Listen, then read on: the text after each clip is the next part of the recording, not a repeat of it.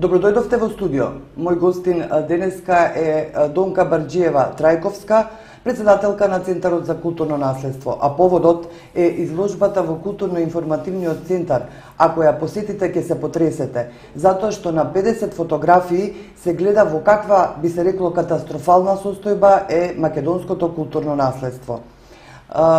Што ве натера да го направите овој проект? Вие година дена собиравте фотографии, собиравте материјали, собиравте документи за тоа во каква состојба се некои од најважните споменици на културата. Меѓу нив се и археолошките локалитети, меѓу нив е Курбиново, значи најпознатите цркви и манастири во Македонија. Да, токму така. Во текот на изминатата година го реализиравме проектот Мониторинг на културното наследство, популаризација на неговиот мултиетнички карактер, кој што е финансиран од Фондацијата Отворено општество Македонија.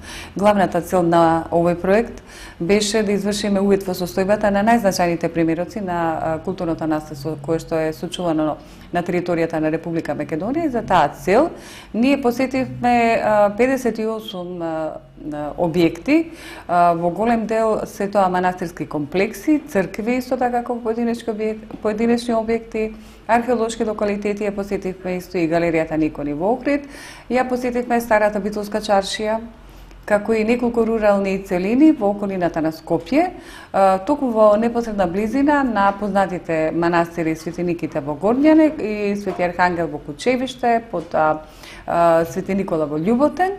Тоа се изворено значени примероци од средновековната византијска уметност, меѓутоа она што нас ни беше целта не само да ги презентираме нивните вредности, туку да укажеме особено на состојбата. Ние уште пред да почнеме со реализацијата на овој проект имавме одредени сознанија за тоа дека каква е состојбата на културното наследство.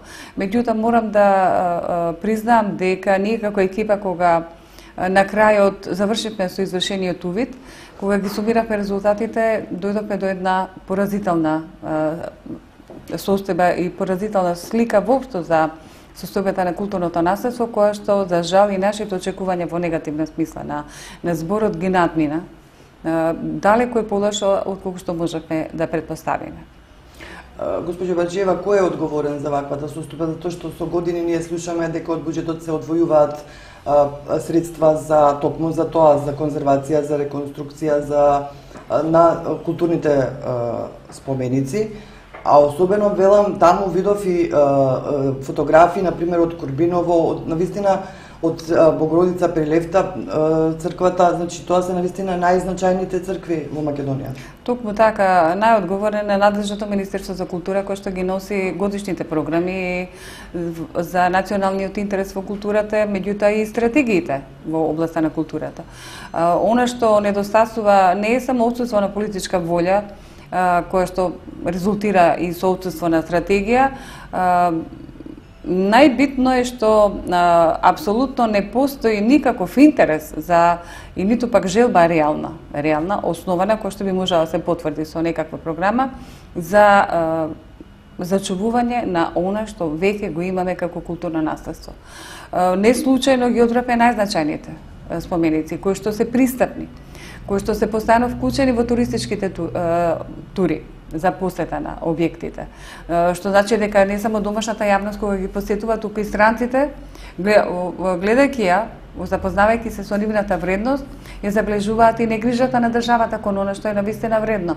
Можете да замислите каков шок е за некој кој што ќе дојде дури од Јапонија за да го посети Курбиново и ќе влезе во објектот и ќе забележи дека архитектурата на црквата е целата нарушена, статиката, ѕидовите се двојат и се јавуваат огромни пугнатини кои што го загрозуваат и фреско живописот. Тоа е антологиско дело на византиската уметност и не смееме на таков начин да се однесуваме кон него. Многу сличен е, дури подрастичен проблемот со Света Богородица Перивлета, кој што па припаѓа на светското културно наследство. Овде уште по-страшно како ние се однесуваме кон она што не е само наше богатство. Туку е веќе цивилизацијска придобивка. Перивлета пропаѓа веќе повеќе од 20 години, скоро цели 27 години. Во истата ситуација е и Свети Ѓорги Старо на Горичина. Да не говорам за археолошкиот локалитет Плаушник, кој што е во фаза на рекреација. Значи тој се рекреира, тој треба да добие некој друг облик, некоја друга форма со нови објекти кои што треба да направат лажна слика за тоа што е реално нашето културно наследство. И тука е најголемата вина, ја сноси се разбира надлежното Министерство за култура во рамките на во овој контекст, мислам повеќе и на целата политика која што води актуелната влада.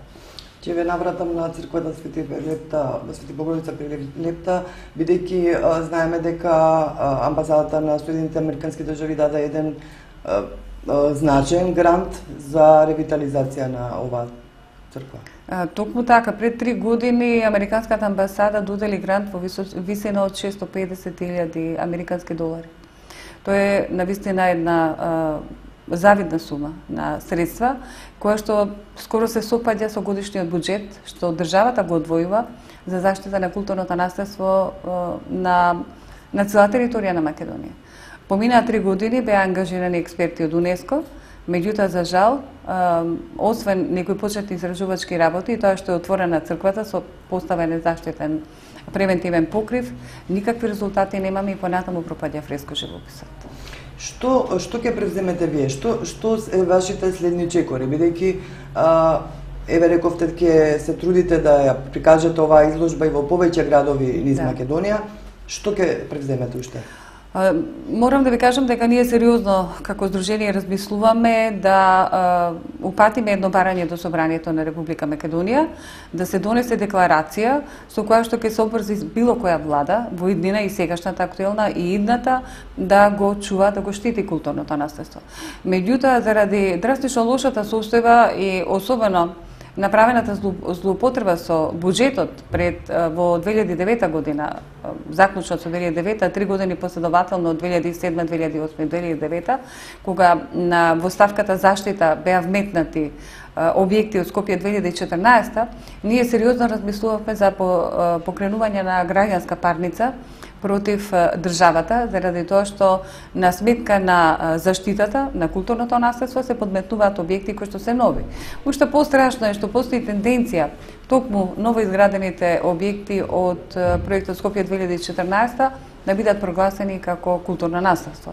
Значи, тоа е нешто што не смееме да го дозволиме сите ние како граѓани на Република Македонија. Јас говорам како представник на граѓанскиот сектор. Единствено што нам ни останува, затоа што веќе во изминатата цела година говоревме за тоа дека законот во оваа дејност постојано се прекршува, постојано се заобиколува. Действијата кои што се преземаат на културното наследство се недозволиви, неетички, непрофесионално изведени, ги девастираат објектите. Тоа многу наликува на некакво бришање на она што значи драга и меморија од минатото, тоа што нам ни е оставено од нашите прадедовци, кое треба да исчезне за да се формира некое друго културно наследство што е недозволиво. И не случајно токму се одлучивме изложбата да ја направиме како своевиден апел до граѓаните, сите заедно да се избориме да не ни се случува повеќе вакво нешто и да побараме од надлежните институции многу повеќе и поадекватна грижа за културното наследство. Госпожо Трајковска, многу ви благодарам за гостувањето во студио на Нова. Благодарам и јас.